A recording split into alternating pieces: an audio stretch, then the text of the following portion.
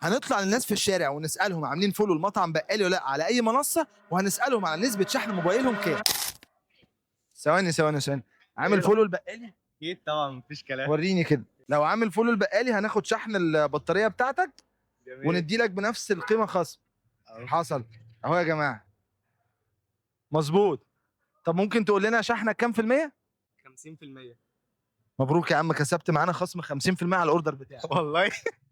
بقول لك عامل فولو المطعم بقالي؟ اكيد طبعا. اكيد، تعجبني فيك الثقه. حبيبي.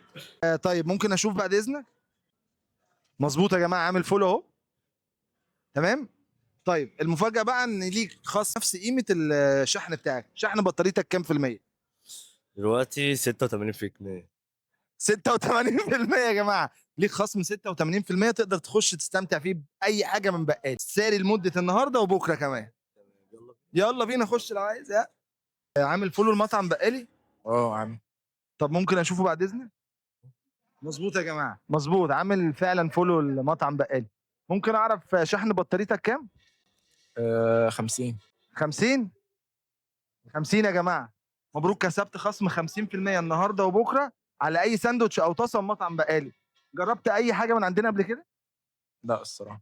المره الجايه بالخصم ده استغل وجرب، وهنستنى رايك بعد الاكل وبعد الخصم. قشطه ماشي. صباحك على حبيبي. انت عامل فولو المطعم بقالي؟ اه. وممكن اشوف بعد اذنك؟ الفولو المطعم بقالي ماشي. شحن بطاريتك كام؟ 50%. وريني كده. 48%. 48.